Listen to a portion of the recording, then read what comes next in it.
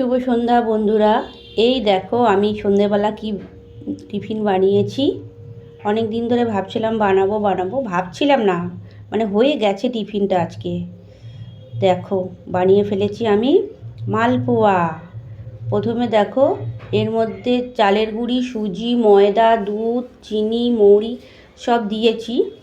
দেখো ব্যাটারটা দেখো, ব্যাটারটা মনে হচ্ছে ঠিক হয়েছে কি, আমি তো বুঝতে পারছিলাম না, প্রথমবার আমি বানিয়েছি এইটা।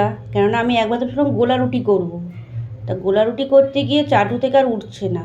তারপর হলাম তেল দিয়ে এটাকে আমি যে মালপোয়া ভেজে নিই। একটুখানি মৌরি দিয়ে দিয়েছি। এই দেখো এবার তেল গরম হয়ে গেছে, তেলের মধ্যে আমি দেব। দেখো তেল দিয়ে দিয়েছি। এই দেখো তেলে দিয়েছি, দেখো কি অবস্থা হলো। এ তো ডিমের অমলেট হয়ে গেল আমার। দেখো পুরো ছেড়িয়ে গেল একদম, পুরো ডিমের অমলেট। এ বাবা দেখো পুরো ডিমের অমলেট করে ফেলেছি। আমি তো বুঝতে পারছি না, তাও মাথায় থেকে আইডিয়া বার করলাম এটা এরকম কেন হলো। তারপরে আবার ব্যাটারের মধ্যে, মানে মিশ্রণটার মধ্যে আবার ময়দা দিলাম, আবার চিনি দিলাম। মানে পাতলা হয়ে গিয়েছিলো, আমি প্রথমবার করছি এগুলো। ভালো করে আবার এটাকে গুললাম ময়দা দিয়ে, একটু ঘন করলাম। এই দেখো ডিমের অমলেট না কি বিস্কুট কি বানিয়েছি আমি নিজেও জানি না। এবার দেখো ব্যাটারটা মনে হয় একটু শক্ত শক্ত হয়ে গেছে, তাই না?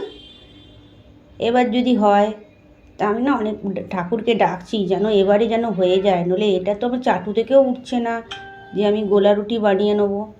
দেখো একটুখানি হয়েছে, একবার প্রথমবার দিয়েছি, চেষ্টা করেছি, একটুখানি হয়েছে, তাও পুরোটা হয়নি। তাই আমি ভাবলাম কি গ্যাসের ফ্লেমটা জোরে আছে, তাই জন্য এরকম পুড়ে গেছে।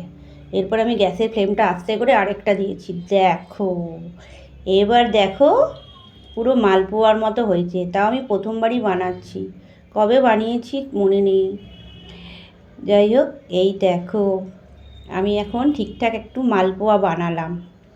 দেখো বন্ধুরা, যেই গ্যাসের ফ্লেমটা একটু আস্তে করলাম, দেখো এবার লাল আস্তে আস্তে হচ্ছে। তো এরকম করে আমি অনেকগুলোই 4-5টা বানিয়েছি সন্ধ্যের টিফিন। এ দেখো আরেকটা বানিয়ে ফেললাম সন্ধ্যের টিফিন। এইটা আমি অ্যাকচুয়ালি কালকে ভেবেছিলাম রাতে গোলা রুটি বানাবো, তা গোলা রুটি আর উঠলো না চাটু দিয়ে, এত চিনি দিয়ে দিয়েছি। এই দেখো তৈরি হয়ে গেল গরম গরম মালপোয়া। বন্ধুরা কেমন হয়েছে তুমি বলো, আমি প্রথমবার করেছি। সবাইকে শুভ সন্ধ্যা জানাই, অনেক অনেক ভালোবাসা রইল।